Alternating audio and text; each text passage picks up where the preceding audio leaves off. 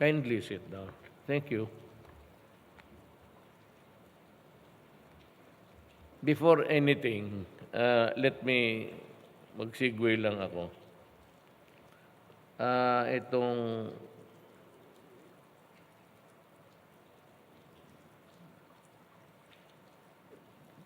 maybe the last phrase, so as to bring honor and prestige to the party.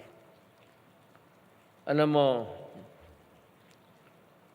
it can be said that the PDP is in the leadership of government. So it behooves upon me at least to try to explain to you the current issues of the day. Importante kasi ito, nakikinig ang taong bayan at mismo kayo. Now, itong dalawang issues, importante. Dalawa ito ngayong pinaglalaruan ng kalaban. I'm not talking about politics, but I'm talking about the ideals of the party.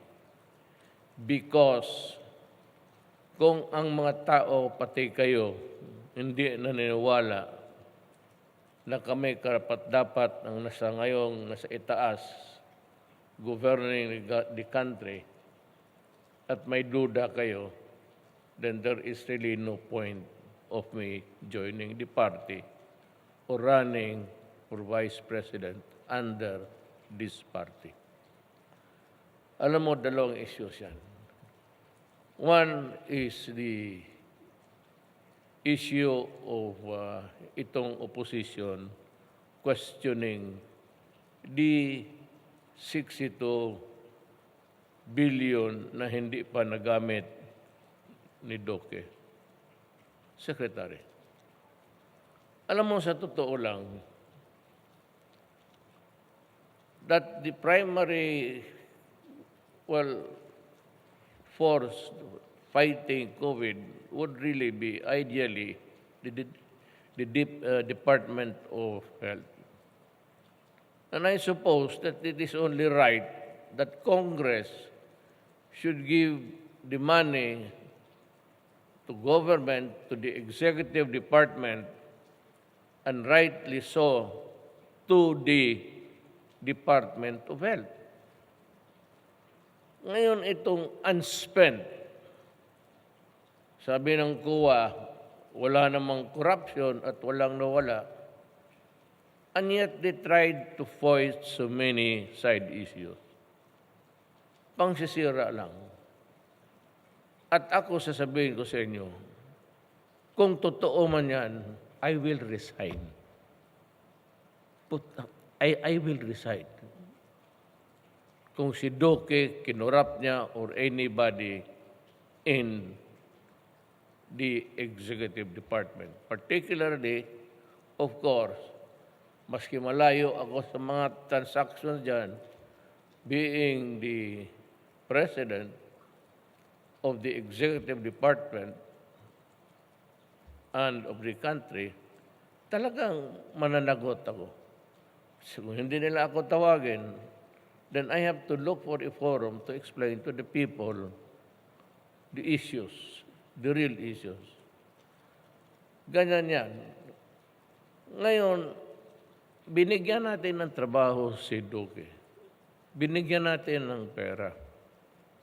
Anak ng pating, huwag mong pakialaman.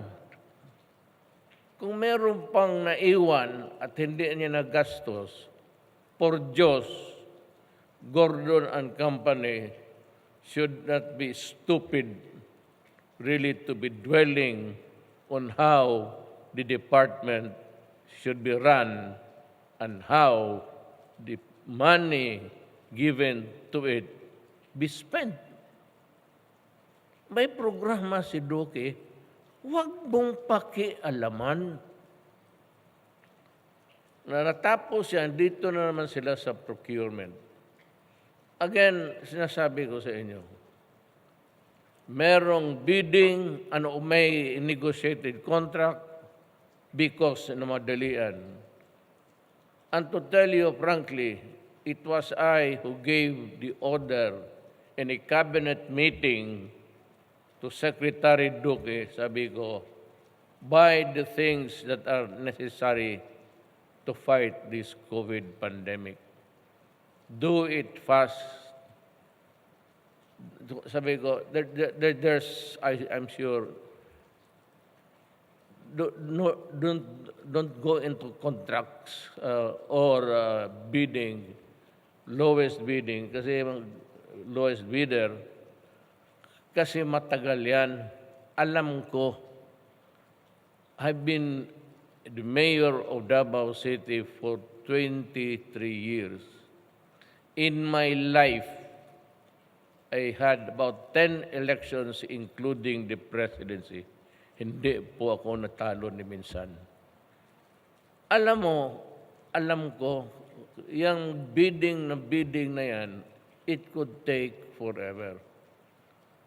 So, considering the need of the moment, sabi ko sa kanya, do away with bidding because I'm sure there's a law somewhere. Yan ang exact words ko. And the minutes of that meeting is available to everybody. Tape recorded yan eh. Sabi ko, do it fast. I don't care how you do it, but do it fast. So, nag-negotiated contract sila. The negotiated contract was signed. Wala tayong binayad until there was a complete delivery of what we ordered for government. Ngayon, ang current price noon, which was prepared by the DTI for the so many goods, Department of Trade, there's so many goods that can be bought by the buying public and including government, nandoon. At yung presyo ng mask, at nakalagay doon, and that was the basis of the price for which government paid for this thing. Ngayon, there was a bidding, there was delivery. We did not pay anything until after all was there. So, ngayon ang iniingay nila, kini-question nila, itong taong Siyang. Siyang is a businessman from Davao. He has been doing business there for 20 years. When I was trying to negotiate for just tea with some Chinese businessmen dito, I had already plans of going to China to talk to President Xi Jinping about the relations of China and the Philippines. Alam ko mas makatulong, armas, marami. You want, whatever you want to wage war, America is the best source. Pero all others, itong mga bagay na ito na madalian, it was China. Wala pa yung pandemic. So siya yung inutusan ko. At sinabi ko sa kanya, you advise me, so you are my advisor. Walang problema yan because he was there for 20 years in Davao doing business and I knew him.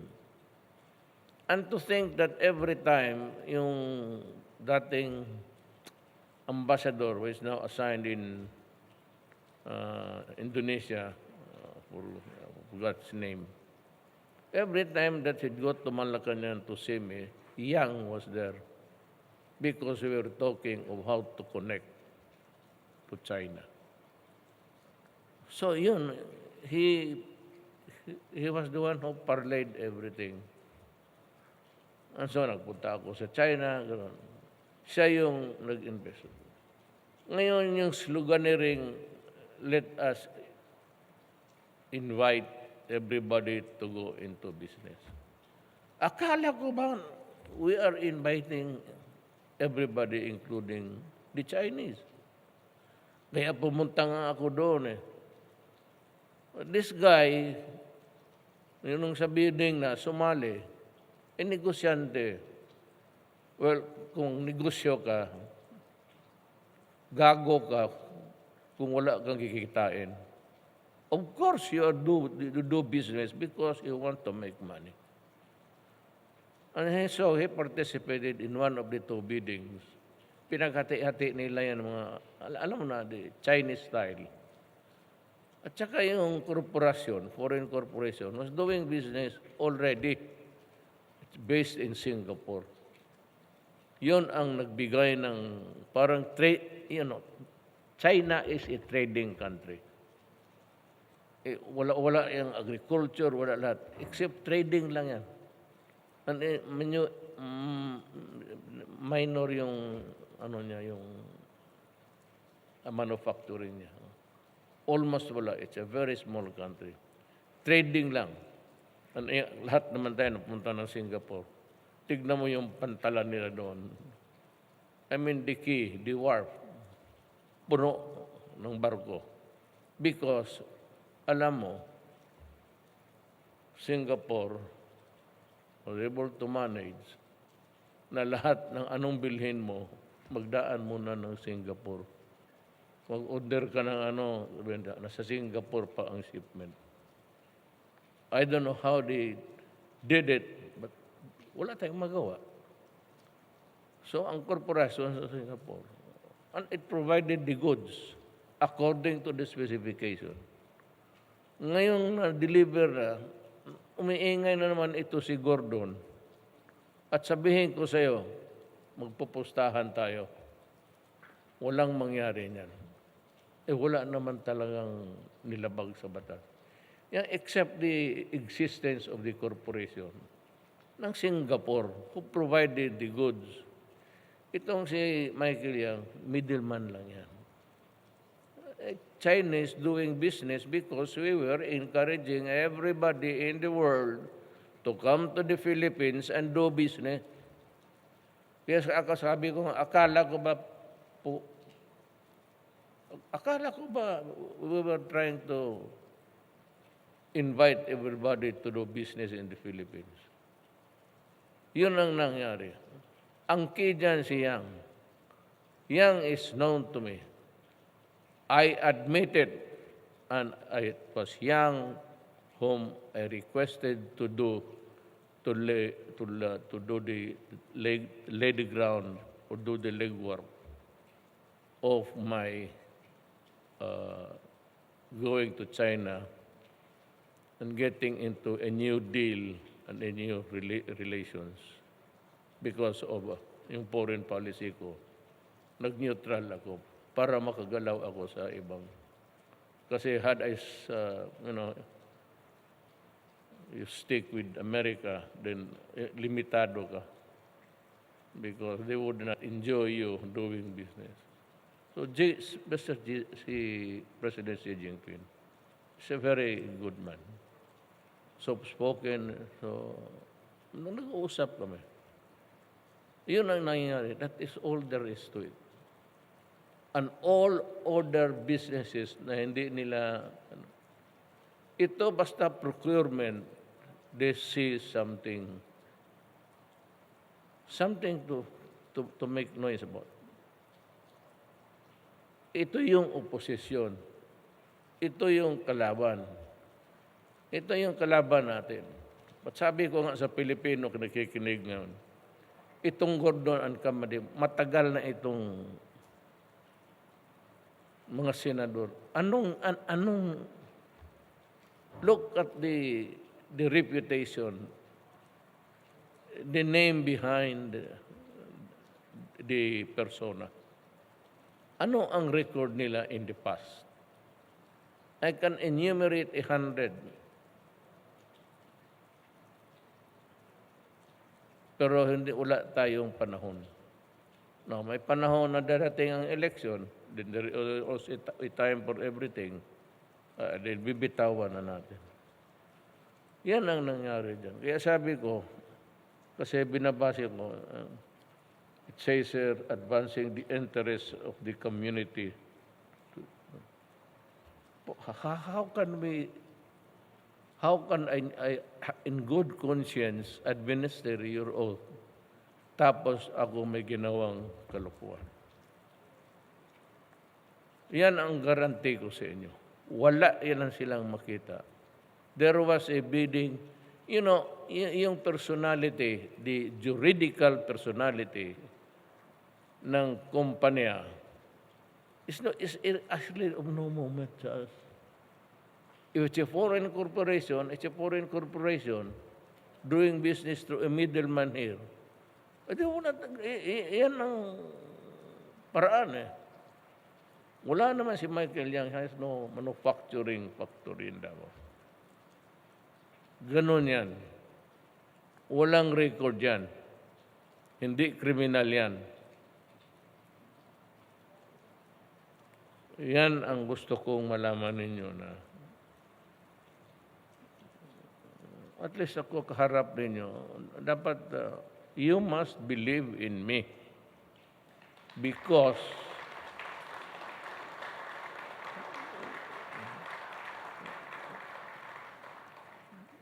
in the hindsight, hindi ko naman kayo, I'm not trying to belittle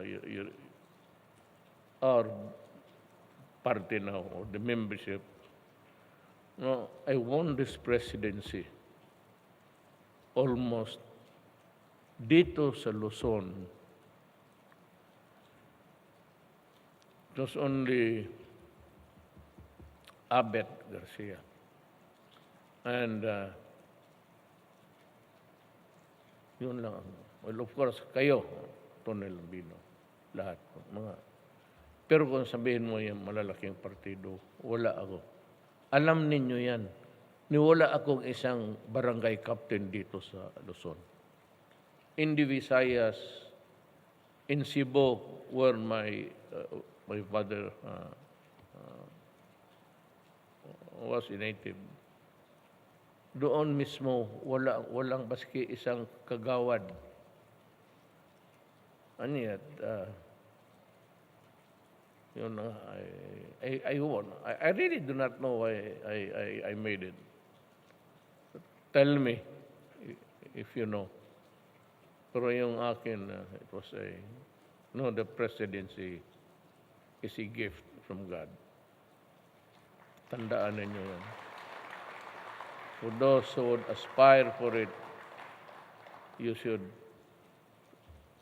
face the Lord first and ask, bibigay mo ba ito sa akin? And after that, if you are chosen by the people through God's intervention, then you ask, God, what do you want me to do? Kasi itong akin ambisyon lang at naging totoo. Wala naman talaga. Ako deep in my heart, down in my heart. Hindi ko talaga masabi. Noon na manalo ako. All the time I was the fourth. Hanggang 2 weeks before the election, nag-shoot ako 32. Doon ako nagdikit. Then, Po was 27. Yun na yun. And the rest. And that was the rating noong election time. So, naging presidente ninyo ako, ginawa ko naman ang lahat. I made only 5 simple messages. You know why? During the debate, I knew that I do not think I'm ready to participate in debates sponsored by itong mga network. Pera-pera lang yan. Kumikita yan sila. Nakita ba niyo? We were only given 2 minutes, then 1 hour 30 to rebut the... Anong masasabi mo? Kaya pag umpisa pa lang, nung we were brief of how long could we talk, bullet na lang ako. Sabi ko una, droga.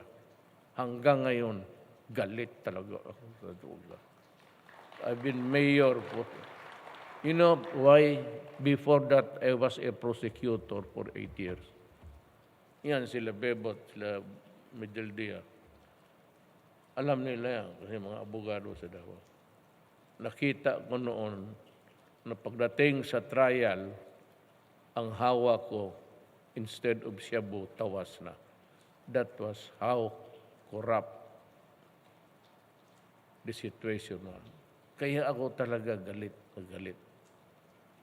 Kaya naging mayor ako, I said, wala akong sinabi na patayin mo si Mr. Huang, patayin mo si Serrano, patayin mo si Tan, patayin mo si Galicia. Wala akong sinabing ganun. Sinabi ko lang nung na mayor ako, I will try to build a city just comfortable for everybody. I will return to you the streets of Davao City so that your children can go around safe and sound. And my order to the police was, you ask your wife and daughter to walk around Davao in the wee hours of the morning. Alas 12 hanggang, and if they come home safe and sound, yun ang gusto kong mangyari sa Davao. Kung hindi mo kaya, umalis ka. So, at sinabi ko, kayo mga durugista, this is my only crime. Do not destroy my city, nor our children. Kasi pagtanda namin, yan ang inaasahan namin na magbantay sa. Hindi tayo bilyonaryo, milyonaryo na may mga yaya, may mga caregiver for all. Sa ating, sino ba ditong, I don't know, but sino ba dito kanyo sustain? Kami, mga presidente, wala kami ni 5 centimos. Nothing, nada. Mag-retire kami, well, ang aking GSIS, of course, with the government service ko.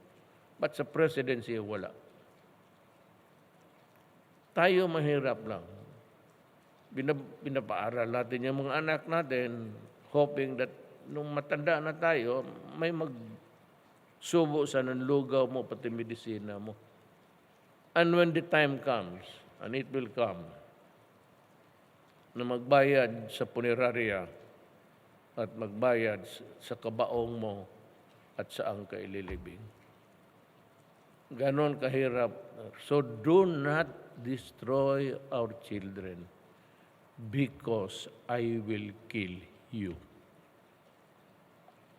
Akin na yun. Kaya sabi ko sa mga pulis, lahat, security, army, just do your duty in accordance with law.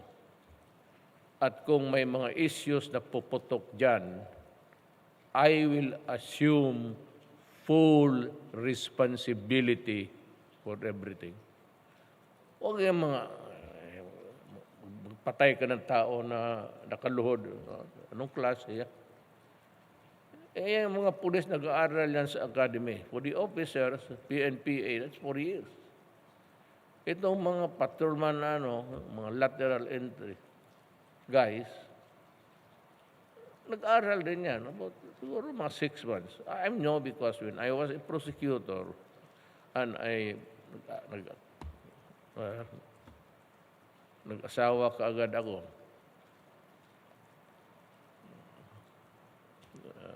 Then, I was forced to, nag-prosecutor ako, kulang nga. So, I was teaching criminal law, criminal evidence, criminal procedure doon sa Police Academy sa Southern Philippines, which is located in Davao City. Yun ang extra income ko para mabuhay ko ang pamilya ko. Yan ang, kaya alam ko ang laro. Hindi ako magtanong, kagaya nung kahapon. Sinabi nila, sir, successful yung operation namin. Yung follow-up, 3 patay. I do not go beyond, sabihin ko na, ano ba, did you follow? Hindi ako magtanong. Basta sinabi, patay. Oh. Pero hindi na ako magtanong kung anong labanan. Alam na nila may trabaho sila. Pag masabit sila sa trabaho nila, akin yun. Lahat ng pulis dito nakikinig, akin yan. Magtrabaho ka lang, akin yan. Ako ang magpademanda at kung kukulungin ako nito mga puti,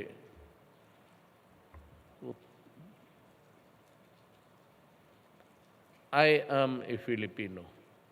I am a citizen of this country. And kung gusto nila kong idemanda, do it before a Philippine Court of Justice. At kung sabihin ng judge kung magkulong ako, I will gladly go inside Muntinlupa at magpamembro na ako ng sa sige-sige or bahala gang. Problema ko na yan. Akin na yan. Pero huwag mong sabihin na dalhin nila ako doon sa... Hindi lang ako makamura dito. Pero... Lukuloko ito mga gago. Why would I... Ako, Pilipino, kaharap ko yung mga puti. Turuan ko sila ng... Yan ang... Ito, preliminary lang ito. Wala pa yung main speech.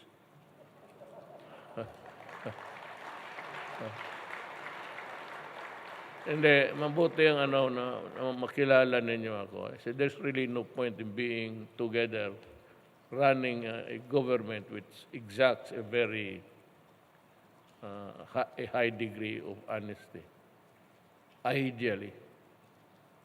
Tapos yung presidente mismo ng Pilipinas, yung presidente ng PDP-Laban, sabihin niyo corrupt.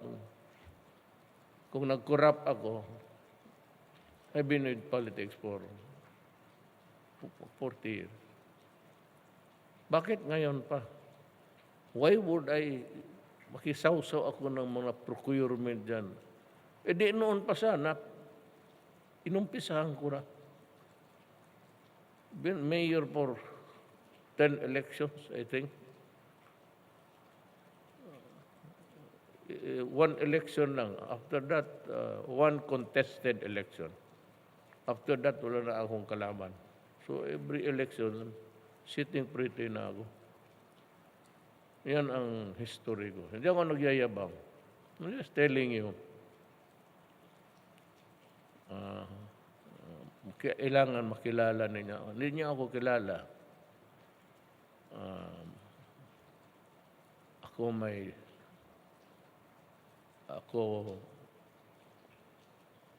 naniniwala sa Diyos. Ako ay maybe a good father. Ako ay may 2 asawa. At marami naman kami dito. Hindi lang alam ng iba. Yung iba naman harap-harapan. Pare-pareho lang tayo. You know, men are fit of clay. Lahat tayo may this man is good, but this man is basta wag lang yang this man is a crook, this man is kung sabihin ninyo yung salvage, di kung totoo, sige totoo. Yung babaero, ay 2 nga asawa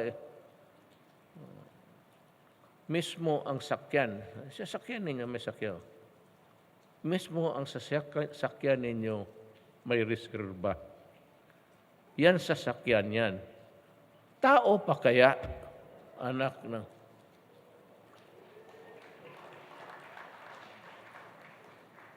Ikaw ba flat ka? O iwanan ka ng asawa mo kasi hindi kayo mag-intindihan.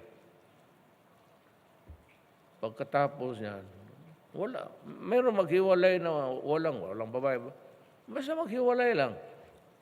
Ngayon, kung wala kang reserba, paano yan?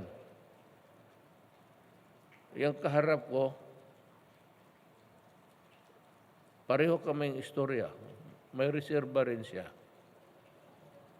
Bebot Belio. Taga Davao man yan. Di alam ko. Hindi, mag-umpisa na tayo. Let me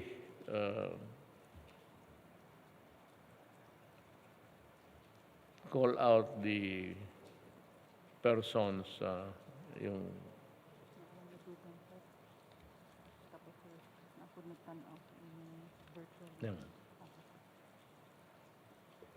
sabi ng army,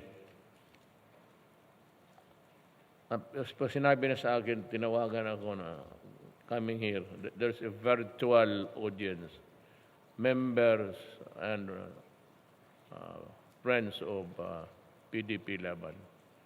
I greet you. It's not really a pleasant, it's a rainy day, but good as any other time to be together.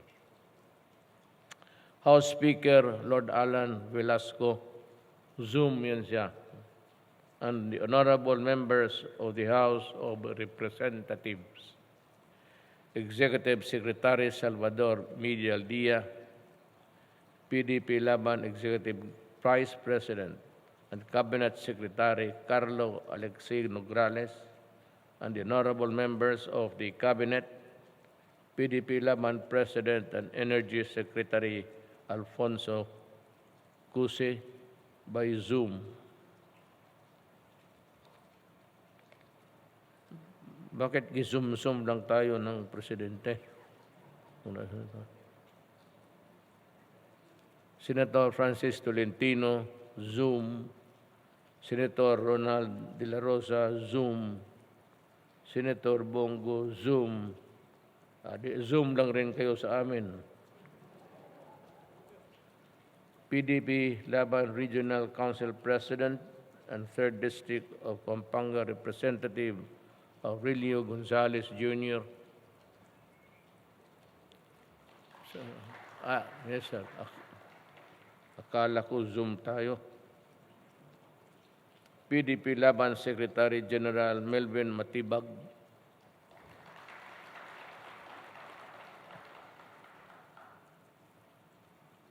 Pampanga Vice Governor Lilia Pineda.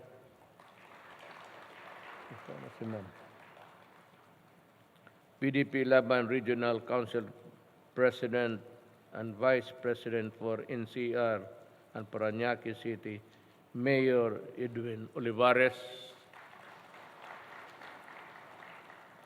Governors and city and municipal mayors and vice mayors who are here with us, fellow workers in government, mga kababayan ko.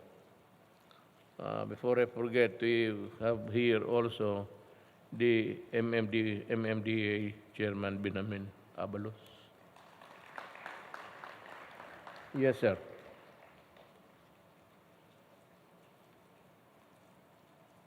Ito na yung prepared speech ng PMS, Presidential Staff.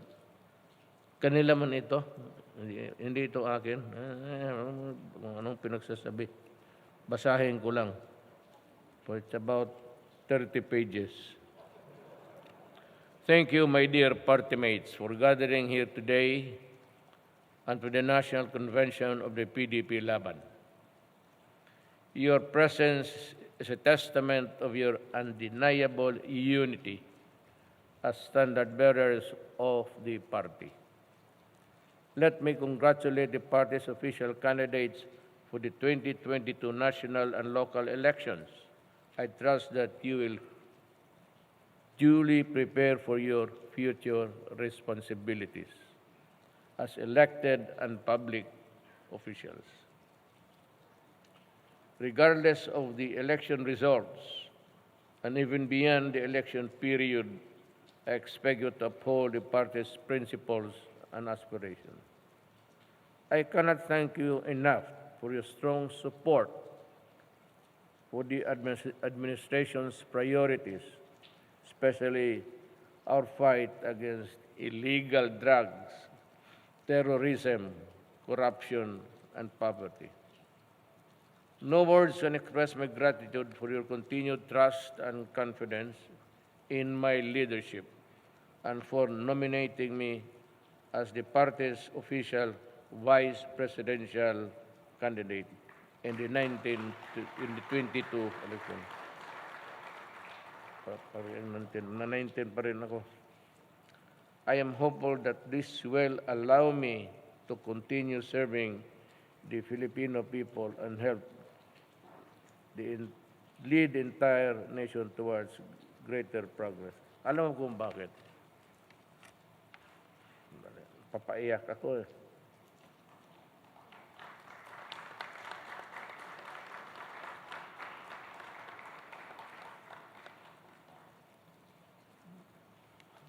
Hindi, naglagay kasi ako ng eye drops just before it's blurry. It's a, ano kasi yan, it's a, how would you call it, lubricant. Alam mo kung bakit ako tatakbo ng vice presidency? Is it ambition? Maybe. But is it really a sense of love of country? Yes. Is it really because I want to see the continuity of my efforts even though I may not be the one giving the direction? Baka makatulong lang ako. Alam mo, alam ninyo na nag-alaman natin na ang problema, droga pa rin, terorismo. Nandyan yung NPA. Well, of course, it's quite inusulo now. Yung NPA, hindi pa hanggang ngayon, it is really the one factor that's pulling us down. Sa Mindanao, on anywhere, yung mga farming corporations, sinusunog yung mga takto, it's still terrorism in Mindanao. Kaya gusto ko nandyan lang ako makatingin at makapagsabi. Iba na yung kasing ano ka. And of course, kung kailangan may somebody just to tell them na alam mo, Adre, just i-nudge. Kung hindi mo kapartido yung presidente na alam mo, ito nagkulang tayo dito. Dapat ito gawain natin. Yan lang ang ko. Sense of fulfillment, tapos na ako. Naabot ko na lahat eh. Walang talo sa eleksyon ng presidente. Magtanong, ano pa ba ang gusto mo? Well, una, ayaw ko na ng nakita mo naman yung well, except for Bongo. Bongo, bright yan. He can calculate kung mahingiin ka percentage, Dito lang yan sa gamit ng yan. Si Lasal graduate. At sabi ko, talagang kayo mga taga-Davao, alam man ninyo yan. Talagang mayaman yan sila. Hindi ako they own almost half the block. And they own the biggest printing press. mga tesoro ng Zamboanga. Buong is tesoro sa Zamboanga, sa mother side. Ayan ang totoo. To the newly proclaimed candidates, my fellow party officials and members, let us remain united and focused in achieving our mission to improve the quality of life of every Filipino, especially as we continue to overcome the COVID-19 pandemic. Alam mo, ang Pilipinas, in my paningin ko, we have been, sa runway tayo, nagpa-take off na, pero hindi pa talaga tayo umangat. Meron sana tayong golden opportunity because of the leadership of our economic advisors, Dominguez. Medyo umangat na tayo and we were improving pati yung rating natin sa credit rating natin is BBB plus na sana tayo. Ngayon nag-minus kasi nag-pandemic. Sayang lang. Ayaw ko kung it's part of God's plan. But itong tumama sa atin, this will remain with us for the longest time. Huwag din yung isipin na kung matapos yan. Learn to live with it, with COVID. Kasi matagal pa pati itong maraming patay, maraming tinamaan ng COVID. In Mindanao, nagpatong na naman. Microbe, what can we do? Ang opposition, they think that we invented COVID. Tayo, pinapalabas nila, tayo may kasalanan ng COVID na to. So, yun ang nila. Yan ang pinapalabas nila. Well, anyway, it's really an issue sa election, whether valid or not. But we will remain true sa ating buhay. Let us not be hindered by those who only seek personal political gain and instead realign ourselves with the party's objective. I am confident that with a strong resolve and solidarity, we will once again claim victory in the upcoming elections and together achieve a genuine and lasting prosperity for our country. And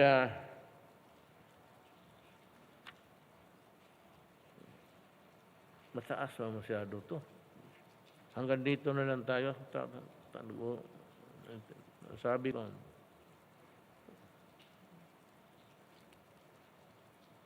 10 pages pa. Maraming salamat at mabuhay kayong lahat at ang PDP.